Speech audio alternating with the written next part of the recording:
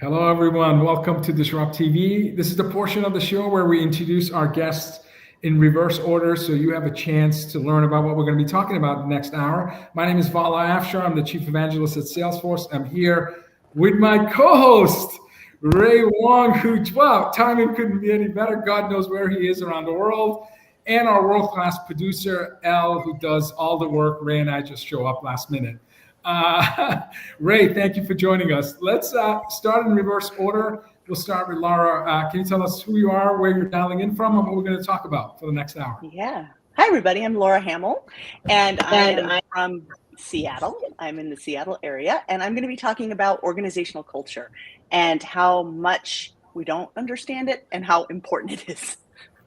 Great topic. Brian, my good friend, welcome. Hey, everybody. I am in beautiful Laguna Beach, California, and we're going to be talking about AI's impact on markets, organizations, talents, the energy market, humanity, wherever else we want to go with the conversation. Thank you, Brian. George. Hi, I'm George Chanos. I'm calling in from Las Vegas. I'm at the Four Seasons where Ray and I met. It's a little windy out here right now, and we'll be talking about the future and how fast things are changing, and how we're going to have to adapt to thrive. Terrific. Great. Thank you, everyone. Okay, Al, let's start the show. All right.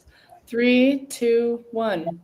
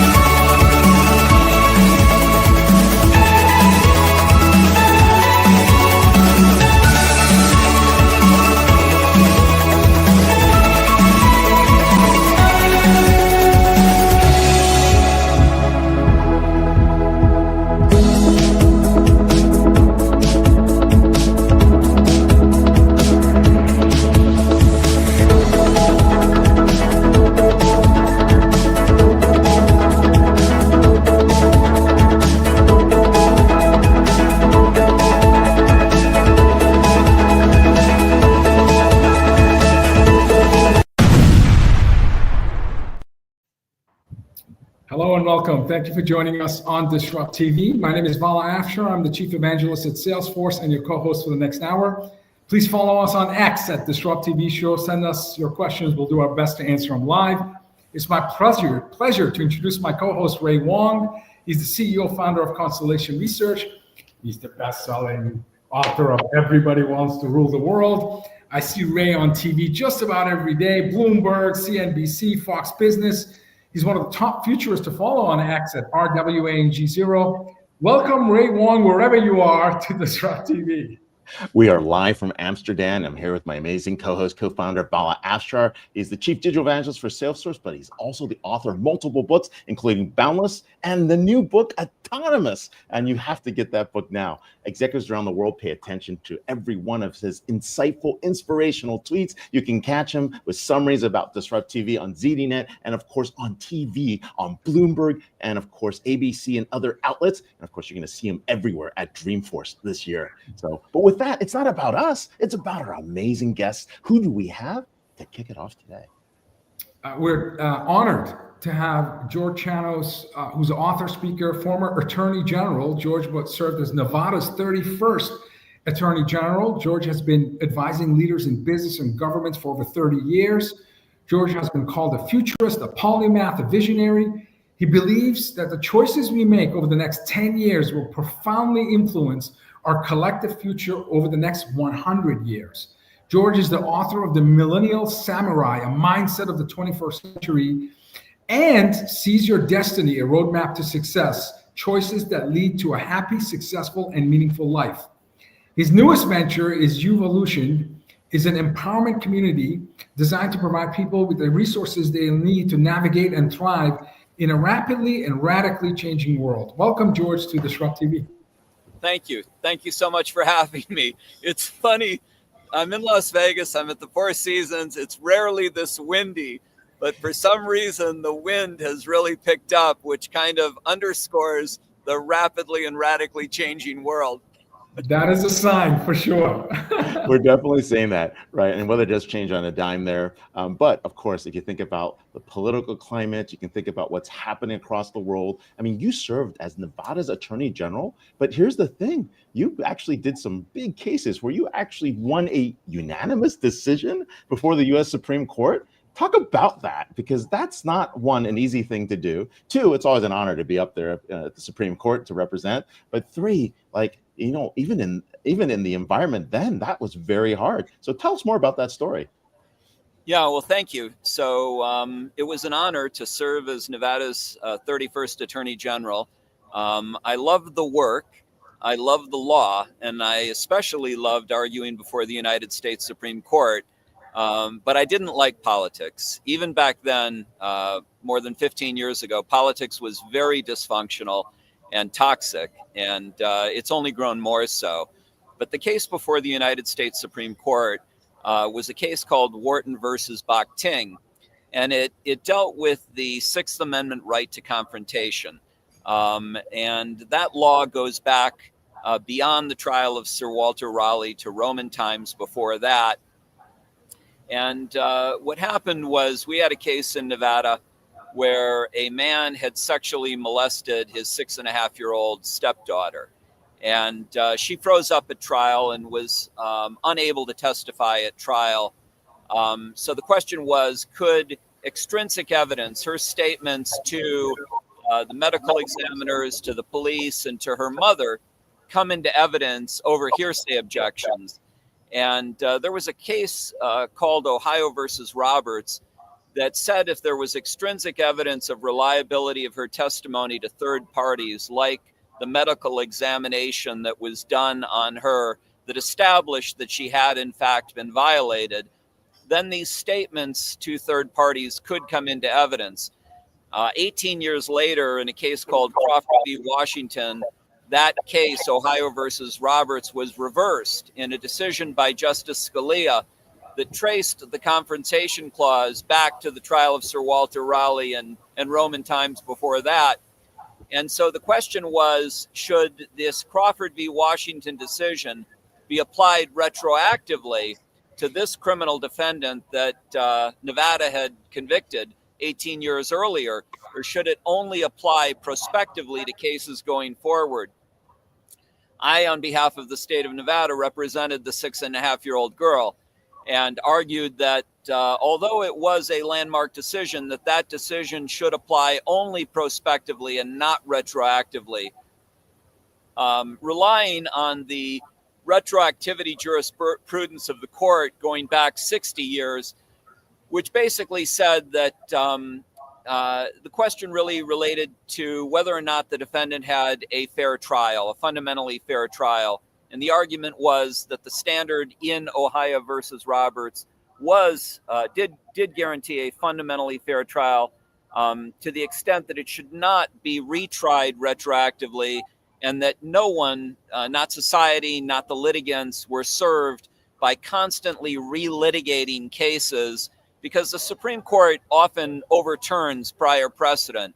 And if you constantly relitigate cases that had been tried on prior existing precedent, then you eliminate the kind of reliability of precedent and that is necessary to our justice system. That's crazy. What a difficult, emotionally charged, and also an honor to present your case, your thesis in the highest court of the land. So incredible experiences you've had, and you've been called a futurist, a polymath. You certainly care about technology and its impact on society. You've written multiple books, both on personal empowerment, trying to keep humanity at the center of all of this. And your latest is Millennial Samurai, a mindset for the 21st century. First, why write about personal empowerment? And I love the samurai reference, you know, the Japanese warriors of highest honor and capability. Yeah. And so can you tell us, what is a millennial samurai, and why is this an area that you are clearly passionate about? You've written 2 books. Yeah, so my belief is that the world is changing very rapidly and radically. You have guys like, first of all, I'd like to make clear that I am not a technologist. I'm a complex problem solver. I'm a critical thinker. I'm a broad learner. Some have referred to me as a polymath, which aids in complex problem solving. But the reason that I'm embarked on this journey is that in 2012, I had a heart attack, and I had a 15-year-old daughter at the time. Wow. And I was concerned about the fragility of life and that I might not be here to guide her through the future. And so I began to write a letter. That letter became very long. Once it was over 100 pages, I realized that it was more of a book. Wow. I had never written a book, but I decided that I would turn it into a book. That became Seize Your Destiny, A Roadmap to Success. And that was basically me trying to download everything that I had learned throughout my professional life in writing to leave to her. And after I published that book, a young man reached out to me and he said, your book spoke to me like the father I never had. And I thought, this is good. I'm on the right path and I should continue on this path.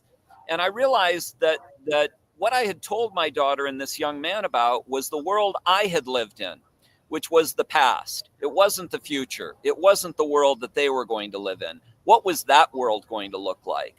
And so I began researching the future. And then I put on my lawyer researcher hat and I went into the future and I started reading everything that I could about the future. And what I saw was just mind-blowing. It was information that I never had any idea about. Kurzweil talking about the singularity, saying that it would come by 2029, and then going on to say that by the 2040s, artificial intelligence would not be our equal. It would be 1 billion times more capable than human intelligence. And Kurzweil has been tracked in his predictions, and he's been over 80% correct. And even if he's wrong here by a factor of whatever, even if it's not 1 billion times more capable than human intelligence, even if it's a doubling, even if it's a quadrupling or a 10x or 100x, my argument is that the human mind lacks the capacity to even fathom what an intelligence that is 1 billion times or 1 million times or 1,000 times its own represents. Kurzweil can't tell us that. Musk can't tell us that. I certainly can't tell us that. But I can tell people that it's going to be seismic. It's going to be tectonic. It's going to be a level of change that we have never experienced. Most people are not prepared for that. Nope. I don't know that any of us are prepared for that. But I do know that Sheryl Sandberg at Facebook said, you cannot change that which you are unaware of. But once you are aware, you cannot help but change. And so I'm hoping that by creating awareness, I can help to create change. And my argument is that our IQ exceeds our EQ, that we have the intelligence to create AI that can change the world in ways that we can't even fathom. But we lack the the emotional component, the spiritual and emotional component to deal with what our minds are capable of creating, and that we need to raise that EQ. I would analogize it to, giving a 3-year-old a Ferrari, right?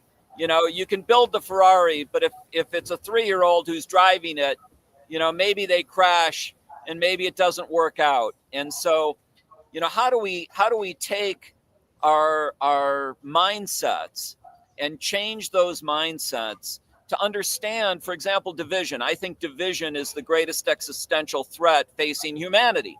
We are profoundly interdependent with one another. We need each other, right? It's only through our unity and our collaboration and our shared commitment to something that is greater than ourselves to become self-transcendent, right? Broffinson, I believe his name is at Stanford, said that what the world needs is more self-transcendent polymaths. And I believe that. I believe that it's not about me. It's not about what I think. It's not about you. It's not about what you think. I'm 67 years old. I'm past caring about what I think. I'm caring about what's good for humanity, what's good for the future. And in a world that is, equally divided between the left and the right, I don't believe that we can lead from the left or the right. I believe we need to lead from the center. And I believe we need to understand that the great work of today and tomorrow is not done by individual, it's done by teams. There was an AI article several years ago, I think, that had 5,000 authors. That's where the great work is being done. It's being done by bringing people together and forming teams and understanding our collective power. And there are others that have talked about, why is there, in such a vast universe, why haven't we not found alternative life, right? Mm-hmm. Why aren't there other civilizations? And it begs the question, maybe there are, maybe there have been.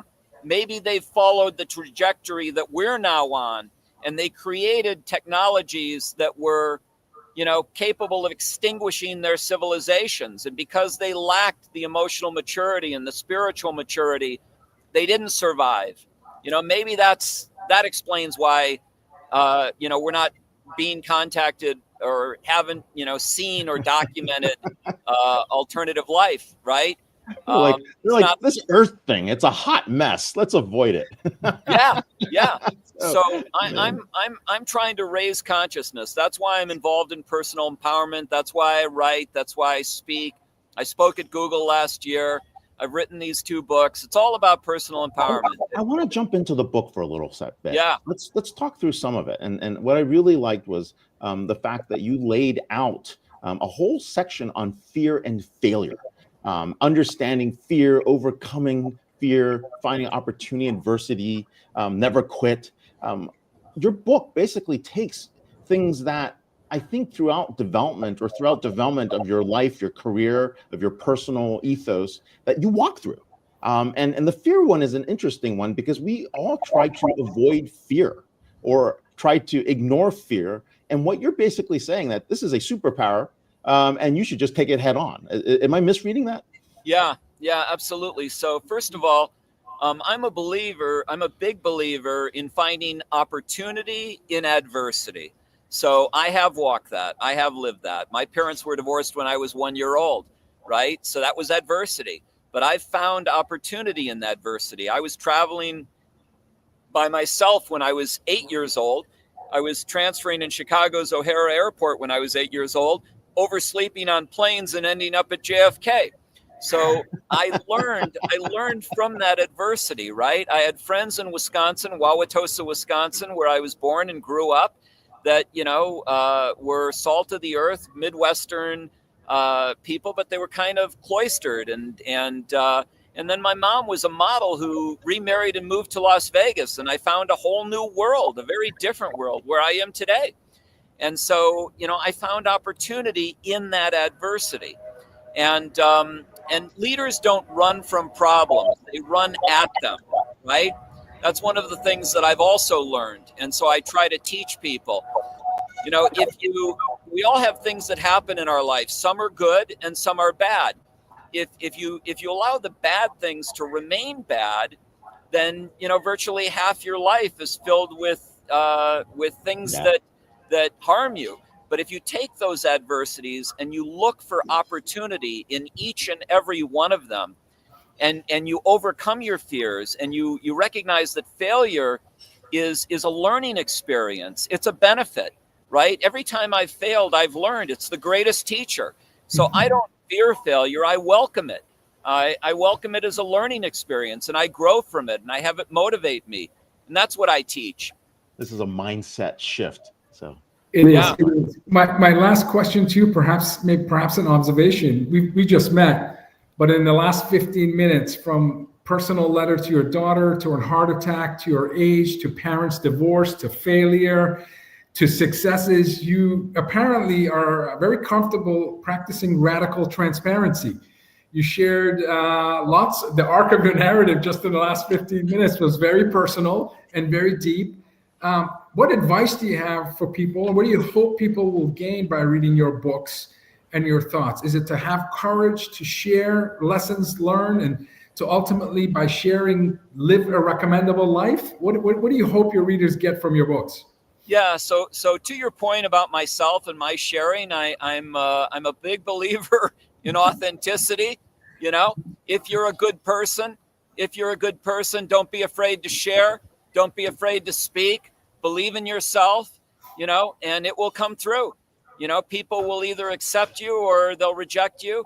And if you feel that you have something valuable to offer, and if you feel that you are a well-grounded, spiritually sound, good person, then don't be afraid to share. So that's, you know, that's why I share. But what I try to teach people is that belief is critical. Belief in yourself is fundamental. Oprah Winfrey was interviewed at Stanford University. They asked her about the failures of her philanthropic endeavors in Africa. And they asked, what did you learn? And she said, I learned that in order to succeed in life, you first have to believe in yourself. You have to have a sense of hopefulness and aspiration. So my message to people is believe in yourself, believe in others, and believe in your future. You're living in the most extraordinary period in human history. And the way this tips, for good or bad, is up to us. So let's create a second enlightenment. Let's harness technology to create a second enlightenment. That's available to us. Our opportunity to feed, clothe, and house the entire planet is available to us. Let's work towards that. Thank you, George. Amazing. And George, thank you so much. George Chanos, author, speaker, and former Attorney General at Nevada. You also catch him at CCE, Constellation Connected Enterprise, this year. We'll see him there as well. So I think, Vala, you get a chance to catch up with George in person. So love that. Yeah, I'm looking forward to that. Thank you, George. Guys, Thank I you, would George. hang out, but I've got a meeting, so I got to go. But I will see you at Half Moon Bay. Thank see you, you in sir. Half Moon Bay. Cheers. Thank you. Thank you. Well, that was a lot. That was a lot. Yeah. That was a lot of, well, Brian can bring some more to the conversation. He's one of the smartest people I've ever had a chance to work with. Brian Vellmure, executive builder, advisor, board member, investor. Brian is a distinguished leader and strategic innovator with a career spanning over 2 decades. He's established himself as a visionary at the intersection of emerging tech, business strategy, enterprise growth, and transformation. Every time there was discussion and work at Salesforce with emerging tech, he would be the first person I would call. When he was at Salesforce, Brian founded a new team that identified over $2 billion in enterprise opportunities and influenced more than $400 million of ACV. I remember a few years ago going to Dreamforce. The first 3 customers we showcased on main stage were his customers. So talk about impact of the biggest companies that we served. Prior to executive role at Salesforce, he founded and led several successful ventures. At heart, he's an entrepreneur. As a thought leader, Brian has shared his insights as a TEDx speaker. He's an award-winning blogger, and he speaks all around the world as a sought-after keynote speaker. I challenged him to basketball games, and fortunately for me, we haven't had that opportunity because I later on found out that he was a team captain of an NCAA Division I football team, full scholarship athlete. So he would have kicked my ass on a basketball court. So I'm glad that never happened. Welcome, Brian, to DisrupTV. Man, it's so good to be with you guys. I'm privileged that finally, after 412 previous shows, you finally invited me on. But guys, it's ridiculous. It's ridiculous how ridiculous. With this thing. I remember when this started, and it was episode 1, 2, and 3, and like the fact that you're here 10 years later. Congratulations to you guys. I was inspired by George. I could have listened to that for a while. Yeah, he had a lot of perspective, and George is great. I think there's so many people asleep right now, and unaware of the massive change. And I think, you know, like my sorry, I'm kind of diverting here a little bit, but I think it stirred something in me. I've got 3 boys. I know you guys are dads and fathers. I got 3. Right. So I've got 19, 16, and 13, and I'm staring the next 10 years in the face going, make sure you get George's book. I mean, there's so much in that. Yeah. I actually got 2 copies. Don't tell him. He gave me one like 2 years ago, and then I got one again recently. And I was like, I gave it to my son. I'm like, you need to read this. So it's pretty remarkable. So thank you guys, and congratulations. Continue that thought, because I have a 22, 19, and 15, and I don't feel I felt like I was a pretty good trusted advisor to my 22-year-old because I had her teach computer science and computer programming at 15. And by the time she left Bentley, she's working at Deloitte as an advisor of computer science. But that was 10 years ago advising my 22-year-old. I don't really have that same level of conviction with my 15-year-old. That's right. So when it comes to like jobs and labor, what are your thoughts? Like what AI's impact on future? Yeah, it's interesting. Like my 19-year-old, he's now a college sophomore. He had an internship. I helped to somehow accidentally sort of broker that. And he was being for a startup. It was a consumer goods like product startup. And he would come into my office and just say, "Hey, Dad, like they're asking me what I think they should do." I was like, "I don't know. I'm just a kid." I'm like, no. Like actually, this is your future. You are going to have to make those decisions. Like the jobs that existed 10 years ago, they're not going to be there. I'm not saying they're going to go completely away, but everybody's going to need to be some sort of owner or leader or manager, either of humans and or or a combination of AI, robotics, like whatever it might be, right? Like the agency, those who have agency, those who determine how to allocate resources, they're going to be the ones who have a chance, I think, to succeed and to be hyper successful. I think for those who have grown up trying to do all the right things, hey, I got good grades. I went to a top tier university. I graduated with honors, right? I'm summa cum laude and like from Cal and MIT, and like they're not finding jobs right now, which is really hard. Brian, we've basically said that the pathway to a white collar managerial job is destroyed. It's gone. Let's just be honest with everybody. I just gave this talk here at the Sogeti Executive Summit in Amsterdam, and I said, look, let's have some honest conversation. That pathway is gone. We're the last generation to only manage humans, and digital labor is going to be anywhere from 10 to 80% of that component, right? And AI's destructive assault on labor, but the question is, what is the winner? What do you see as the winner? Because you clearly state that there is a winner in this. Yeah, I think this is oversimplified, but I think if there is still this dichotomy between capital and labor, capital wins, right, and labor loses. I think the quick rationale is, right, like at some period of time, and I'm not going to argue over is AGI here or will it never be here or somewhere in the middle. At some period of time, the value of labor shrinks to close to zero, or it shrinks to the equivalent of the cost of compute. And that's a hard pill to swallow, and we're in the early stages of it. But I'm sort of blown away each and every day at the capabilities that I'm seeing emerge. And if you think about it, perhaps many of the AIs, models and capabilities, a 13-year-old, and next it'll be a 16-year-old, and soon it'll be a college graduate, and we're not that far away from the AI collective intelligence being all of the PhDs on the planet. And so what do we do with that, and who ultimately wins? I think those who are able to deploy resources. And I'm going to say, we've heard, in the investment world, right, we're talking a lot about capital allocators, resource allocators, agent allocators, right? Those who are able to harness and remix these capabilities in unique ways are the ones that win. And I actually think for them, there's no more exciting time in the history of humanity than right now.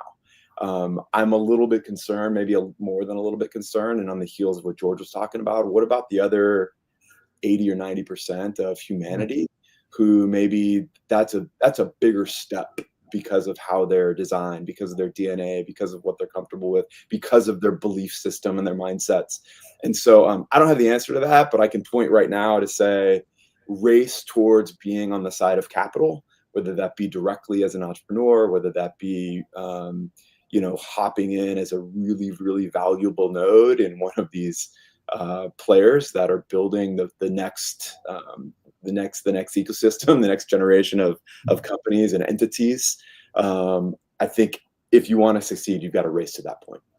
So let's stay to the theme of investing and staying in tune to what's happening. And as an investor, let's say I gave you 10, 15, 20 million to invest. Where would you take that capital, and what areas are exciting you? Where are you as an investor spending your time and energy learning? Or go back to the point with your kids. Would you give them $400,000 for private school tuition, or would you tell them to go invest? And where would you tell them to go invest? That's okay. So those are two very complex questions. I'm going to try to answer them, By the way, my 15-year-old son at 12 was stacking Ethereum, and he's really happy now. So, but anyway, so you can do both. I expect him to go to university, and I also expect him to invest smartly. But go ahead. Okay, so one follow-up on that is, does he know what Ethereum is, though? Could you describe it? I think he would probably use words like smart contract, and I probably would use terms he's hearing on TV because I got CNBC running on store of value. No, I don't know if at 15 he fully understands Ethereum. Yeah. I'll answer your question, Vala, but I'll give a little bit of background, the journey, just so everybody can understand how I came there, right? So, like, we've known each other, all three of us, for quite some time, right? I think we were decades, man. Towards emerging technology. I think, Ray, actually, you had the first Tesla that I actually rode in. That's how. I think my first ride in a Tesla was with Ray. Yeah, I think so. 2012, maybe. Yeah, I think 2012. So anyway, so like, this thing called AI came out, and so I began staring at it and looking at it and trying to understand, like, what is it? Ultimately, trying to get to the answer of what does it mean and where do we go from here and how do we respond to this? And if you pull the AI lever, it's super interesting because there's a ton of investment happening, obviously on the frontier models, large language models, into reasoning at this point. And so one layer behind the model is like the compute, right? And all of the stuff that goes into these data centers. And so there's this massive investment that we're seeing in the headlines each and every day, every week, a ton of investments going in there. And so then you ask, okay, well, what's the trajectory from here? What do I believe the trajectory is from here? And what does it mean? And trying to identify where constraints are. Then you sort of back into that and you go, well, wait a second. So energy as a constraint? Is that where you're getting to? I'm getting to energy as a constraint. You're trying to hurry me along. You asked me a big question and you want me to answer. Yeah, no, please go. So I do think, right, I've been very, very, very curious and doing a reasonable amount of research and investing in the public markets on these energy companies, or those that are now hybrid and are positioned now to help solve a massive problem that we have. And that is, we don't have enough compute, right? But I think we generally know how to make data centers. It's just figuring out like how to do that at scale and at speed. And like Elon set a new standard, and it's like, oh, well, maybe we can do it, 3, 4, 5 times faster than we thought we could. But then you go back one layer. Okay, then we have to power these things. And how are we going to power them? Right? And where do we draw that energy from? And is it green energy? And do we need to keep that sustainable? Or do we just don't have enough energy in general? It's not just the generation. How do we store it? How do we distribute it? How do we apply this amount of growth? And I think there's a reasonable amount of assumption that we can build the things, but now it's on an aging grid, right? The grid is not capable of actually distributing the energy to the right places in the right way. So that's where the constraint is. I've been drawn, for my career to go and figuring out the hardest problems. And so I'm paying a lot of attention there. And I think within that, there have been some investment opportunities, in the public markets and I think private markets, and those are manifesting itself. So I would tell, in fact, getting very specific, my son about a year ago asked me we didn't get started at 12. I wasn't as advanced as you, right, with enabling his agency. But he asked me last year, and I told him, again, not financial advice. About a year ago, I said, hey, well, I don't know, I think you can do an index fund and you can do like whatever. He's like, no, what are you investing in? I'm like, well, I just sort of invested in this company called Iris Energy. And it just so happens that that's probably now like my greatest single investment in the history of my investment career. And so he's sitting at like some astronomical like return of like several 100% at this point. And I'm like, I'm sorry, because the first like investment advice I ever gave you is probably going to be your best, and I will never touch that again. So anyway, that's a fun sort of anecdote on that line. I just made a note to contact you more often, and because I always love people who are ahead of the curve. As a percentage of time you're investing, advising, yeah. Because I know you at the heart. The whole time I've known you, you're one of the smartest enterprise software guys, yeah, CRM guys, and again, the largest clients that Salesforce had at one point were your clients. I mean, spending astronomical amounts trying to improve user experience, new business model innovation, the whole gambit.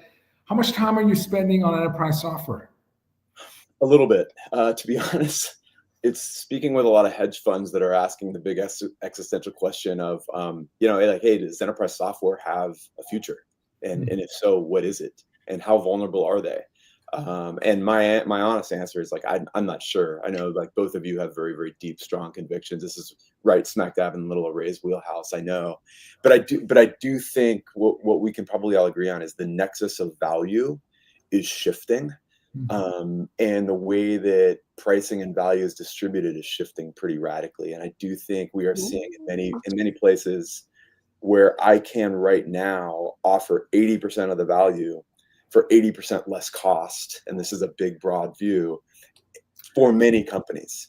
A company like Salesforce has a bunch of like advantages and moats that they have created and embedded, and being very sensitive as a former employee talking to a current employee, right? But I do think, they have a great opportunity to capitalize on the embedded moats, but it's going to require them to move really, really, really, really fast and adjust to what the market has tolerance for. And I think pricing, quite honestly, is a big component of, which direction that thing goes.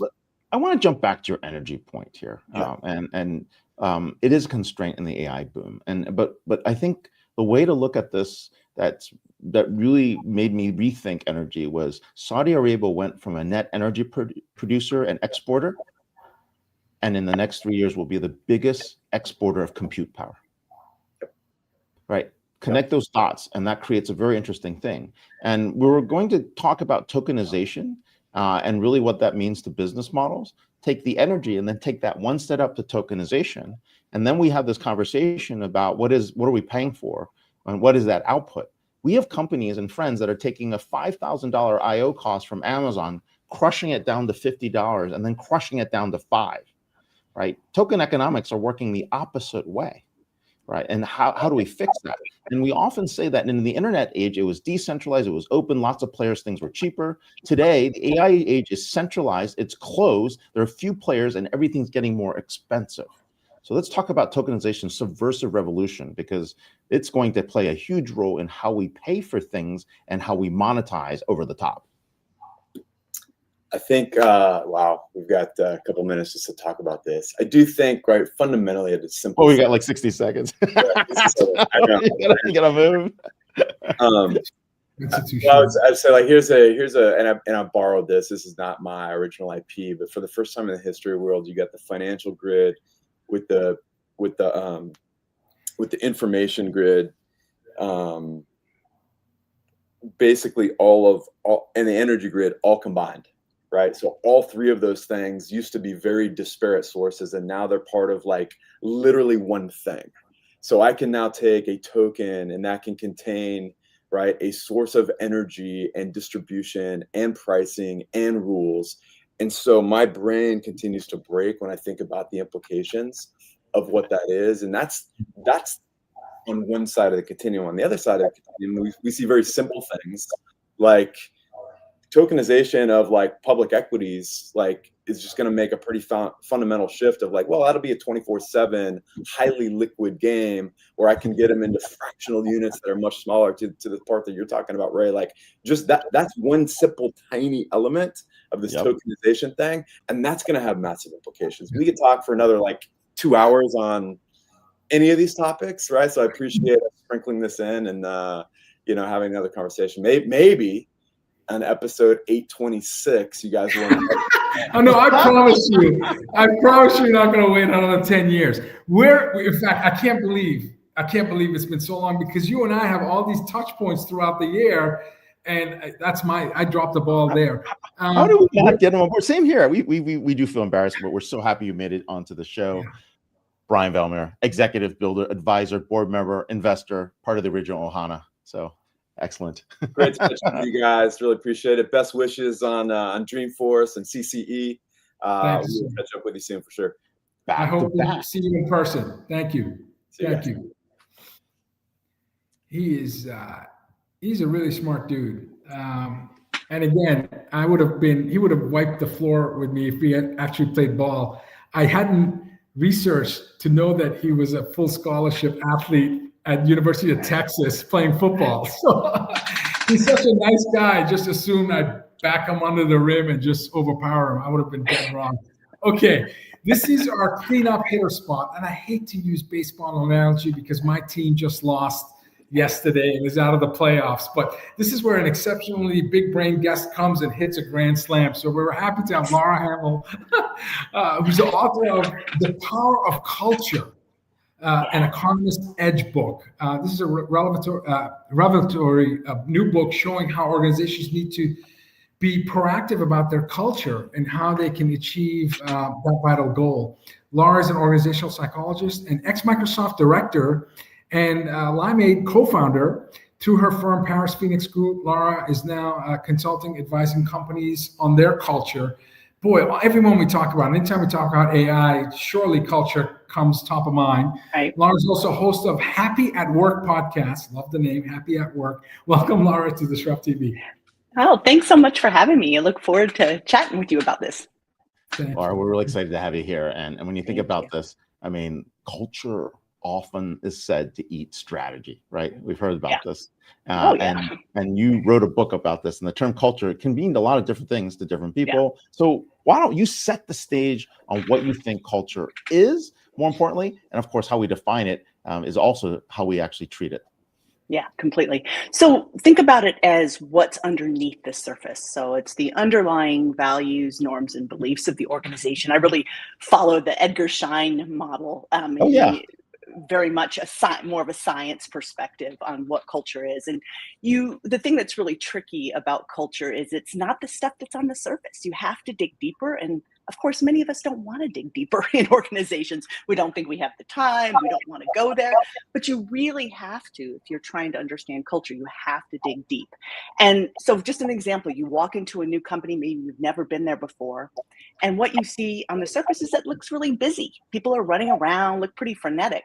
That's actually not culture. What culture is why are they busy? Why are they frenetic? It could be because there's some really disorganized, disjointed things going on, or something really bad happened with a customer, or it could be on the other side of the continuum where some really exciting new innovations happening. So the stuff that's presented is not culture. It's what's underneath. It's why you see what you see. No, that makes a lot of sense. And we do see that. So I think it was Albert Einstein who said nothing happens until something moves. So I tend to find myself when I go into the Salesforce office, when I see movement and people busy and conversations and papers being handed back and forth, or people showing things on their electronic devices, my sense is, a healthy culture. Look, there's so much movement and flow. And it's when people would ask me to define culture, I would say it's what happens when the managers aren't in the room. In absence of authority, can people make the right decisions for the right reasons, for the right people at the right time? But why did you write the book, The Power of Culture? When did you, that this is such a powerful topic that I need to write a book about it? Yeah. So as an organizational psychologist, most of my career I've spent doing research on different topics. So that's what I did at Microsoft. I also did that in many other companies and in consulting capacity too. And I've studied it, right? And it's done a lot of kind of digging in deep and what does the science say about it? And I've worked on about 40 acquisitions. I've done a whole bunch of really cool work studying culture.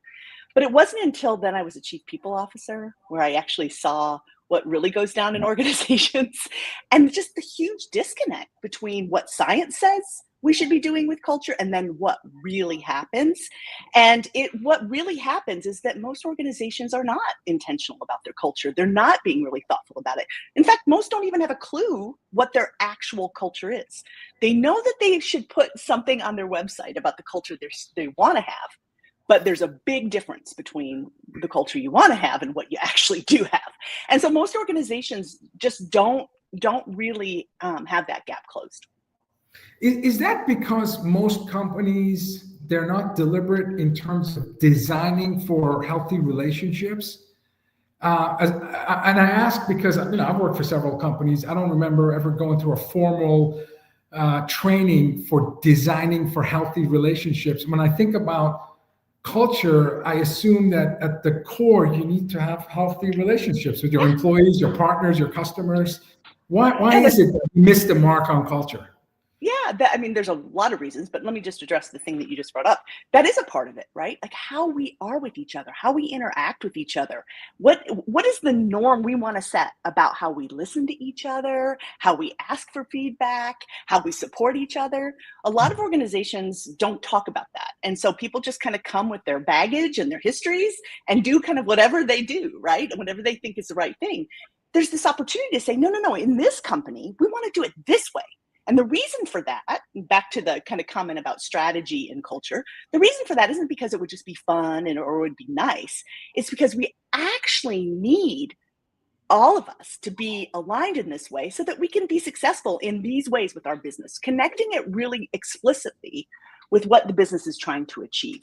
And so that's for sure one reason why a lot of culture work doesn't happen. But there's some really interesting aspects of culture itself that makes culture work so hard. And one of them is that we don't have a language around culture. It's so interesting to me that we don't have a way to talk about it. We don't have a way of talking about cultural attributes. There's no kind of agreed upon dictionary. There's no agreed upon assessment. In fact, many of the assessments that are out there have been debunked with research.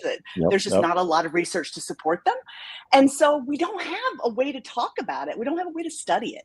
So that's one of the biggest things. Another reason why it's really hard to study culture or understand culture is that it becomes so natural. Once you're part of it, you're just part of this thing that you can't even see. The analogy of, does the goldfish even know it's swimming in water, right? It's like the water in your tank and you don't even feel it anymore. It's such that it's a perfect temperature. It's just the way things are. And you don't even see the culture. And so it's hard to know that you need to work on it. It's hard to change it if you don't even see it.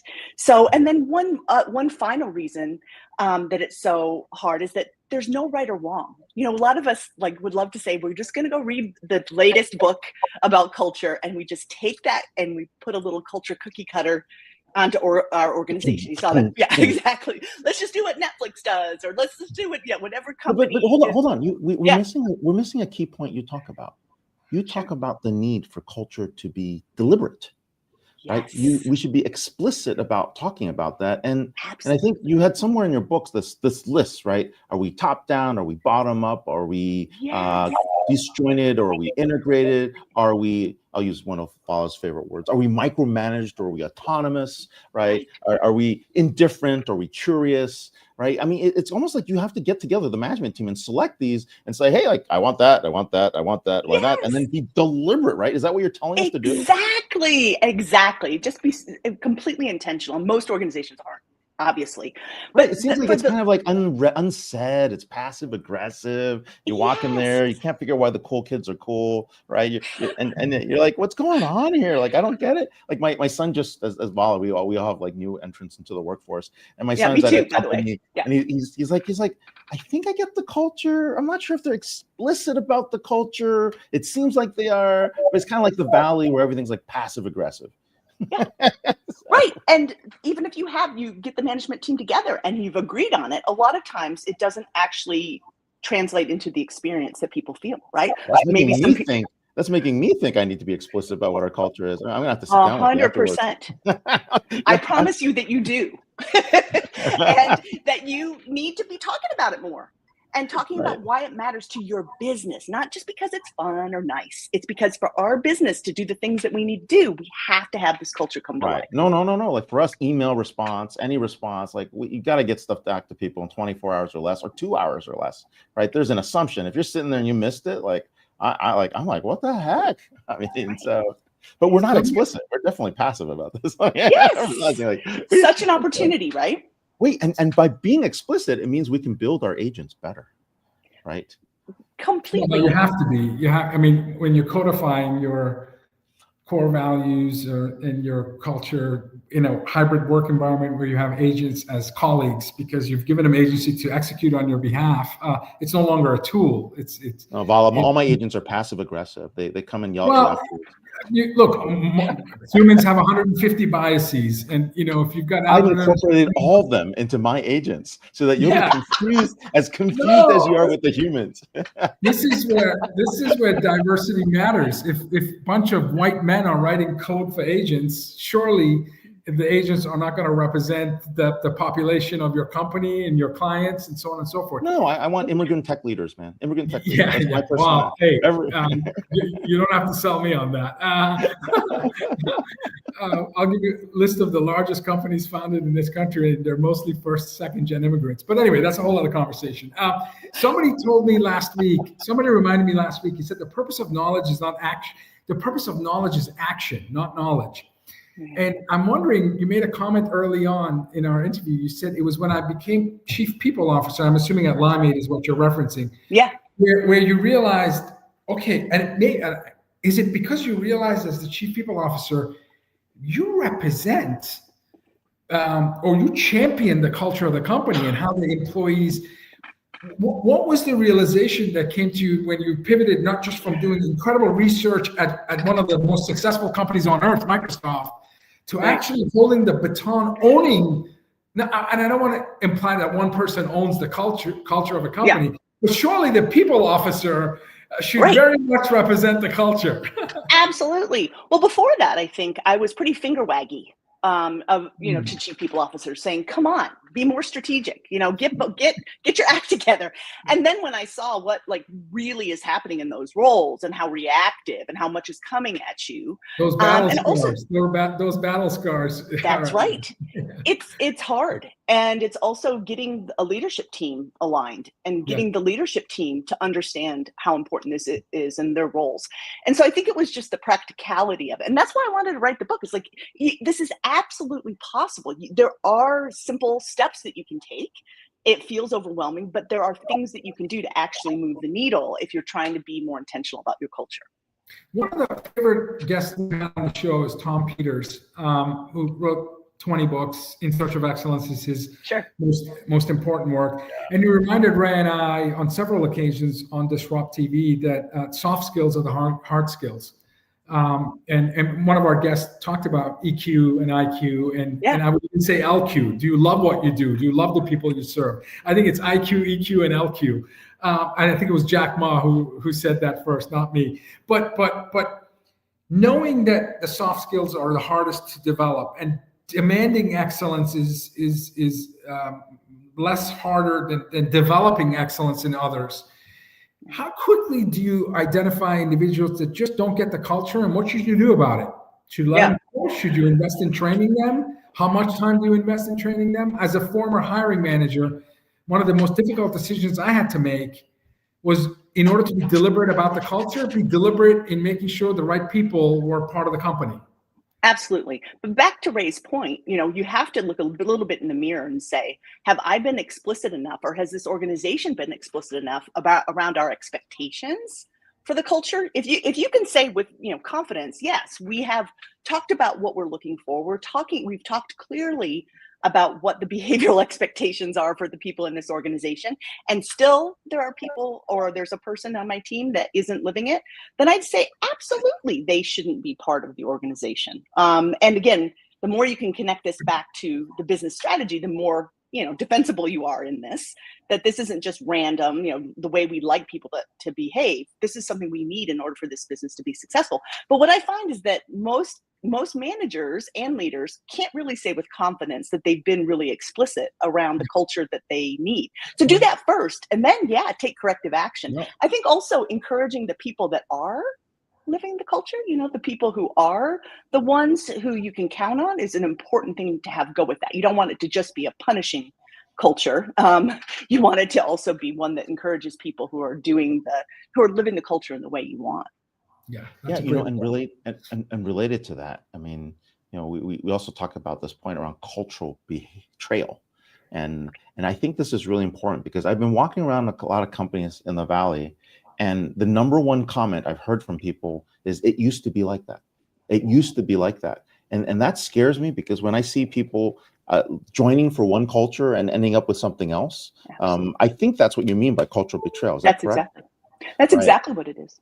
And so, it's happening a lot with companies because of the promise they made to their employees and the brand promise they made to their customers. We're seeing a lot of this pick up. So Absolutely. I mean, it sounds dramatic, but I think the word betrayal is an accurate word to use, no, right? broke your This brand idea. promise. Yes, exactly. So, this is what's happened is that organizations have now understand that they should care about culture, but they're going pretty much just as far as let's get the leaders together and hire a consultant and let's get some values and let's plop them on our website, right? And so that's what candidates are looking at. They're like thinking, gosh, this is this amazing culture I'm going to go to, this amazing place. It's exactly like the place that I want to work. And then they get there and they start to experience something different. And so that dissonance, that disconnect between what I thought I was getting into and what I'm actually experiencing is cultural betrayal. And what happens when people feel that sense of betrayal is that they start to withdraw. And so those withdrawal symptoms start to look like my camera's off, maybe start to look like I don't go to the fun event at the bar after work, maybe start to look like I don't ask questions at company meetings anymore. It gets worse and worse until people are just they're just tuned out. So it's a really important thing for organizations to understand how much are people experiencing the culture that you've said you stand for. And again, that's another perfect example of a big gap that most organizations have. You know, do you think that the appreciation for the power of culture comes with age and wisdom? And I say that because, again, as I have kids who are doing internships and also now full time, and Dad, they got an incredible cafeteria. My God, we got foosball table and ping pong table. Oh, there's laundry service. Oh, it's pet friendly. Like all the ways that the companies describe, all these perks are collectively, they tend to represent the culture of the company, but they're just perks. And Completely. So I think about it in my career, what attracted me to companies.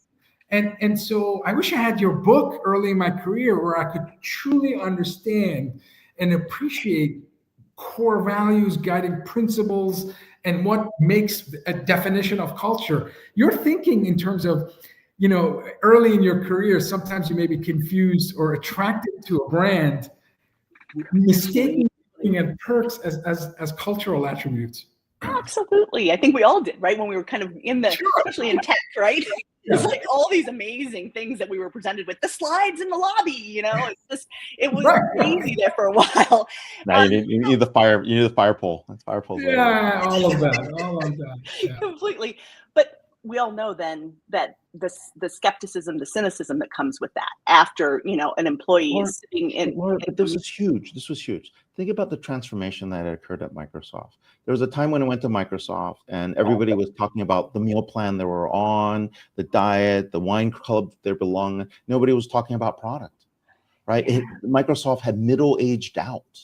And it was horrible coming up there. We were like, what the heck? I want to talk to someone about the product. I want someone that's excited about what they're building. Yes. And we couldn't find anyone, right? They're all focused on all the wrong priorities. And we're just sitting there like, what the heck is this? Yeah. Right. And we'd walk out of there and you go to Amazon and be like, we're building this. We're building this. We're building this. We're building this. We're super excited. We're going to launch on this date. It was like night and day. Night and day. Completely agree with you.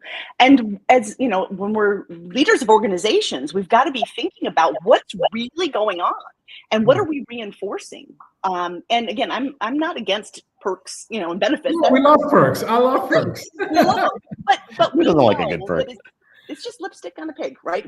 If you know that how your manager's treating you, know what really goes down in meetings, those things are the things that you start to really feel and internalize. And all of that stuff, the benefits is just, it's, after an afterthought. Laura, Such an important topic. Optimistic. Such an important topic, culture. Amazing topic. Laura Hamill, author of The Power of Culture, an Economist Edge book, and catch her book on Amazon. Make sure you grab it. Definitely a great read. And of course, it came out last year, and it's going to be forever an evergreen book. So thanks a lot. Awesome. Thank you, Laura. Thanks so much for having me. Thank you. Cheers. Yeah. So culture eats strategy for lunch. Yeah. Was it Drucker who said it? I'm not sure who said that. I think it was our friend Mark. So yeah, I think Andreessen. I think Mark may have been. Yeah. That other Mark. When you say Mark, it's a different Mark. But Mark Andreessen, that Mark. Okay, Ray. put on your ChatGPT 10.0 and recap the show for us in less than 60 seconds. Yeah, we're Sonnet version 22. We started with George. George is a polymath, and he's basically sharing his life. It's a life guide. Actually, when I come back and think about everything we saw today, this is stuff I would want to build into my agents, the personas, the characteristics, this mindset for the 21st century. That's what Millennial Samurai is. Like, give it to your kids. Give it to your person building the next set of agents, because what it's doing is giving you the dimensionality that makes us human and also helping people see that a little bit earlier in their careers. Brian is out there talking about where that future is. And the question is, what happens on AI and labor? We're going to see that. We wrote something around AI exponentials, and AI exponentials are ruling the world. In what way? Because they're 10x, 100x, 1000x more productive. And so we're going to have to figure out what that means. But that does change the energy equation, changes how we tokenize. And of course, it means robots are going to be very interesting. They will be the composable enterprise. I need an LM and an agent. I don't need enterprise apps anymore, where we're about to head. But I think he never finished and completed that thought. But I think that's what he meant. And then, I don't know, what does culture mean in a world of AI? This is actually going to be a great question. And the point around what the culture means around AI is that is your operating system. That is your brand. You start with the culture as part of your brand value. You work your way down, and every interaction should reflect that, how you engage with every stakeholder. And I think we're starting to touch around that. And you can read the book of how bringing values to life at work, I think was the subtitle that was with this book. So there you go. Nice recap, Ray. That was great. And thank you for joining us. Next week, episode 414, we have Dolomaya, CEO of Linebreak. Ooh, Edge AI. Margaret Andrews, author of Manage Yourself to Lead Others, What Great Leadership Begins with Why Great Leadership Begins with Self-Understanding. And one of my favorite guests, I know it's one of your favorite guests, John Reed, co-founder of Diginomica, who always brings thought-provoking, incredible list of things we should consider. And a whiteboard. And we're definitely entering, conference season and events season. So John's going to have lots of unique perspective on what to expect in the next 2 to 3 months as we're all on the road. If it's Friday, it's DisrupTV. Thank you for watching. We'll see you next week. Bye, everyone.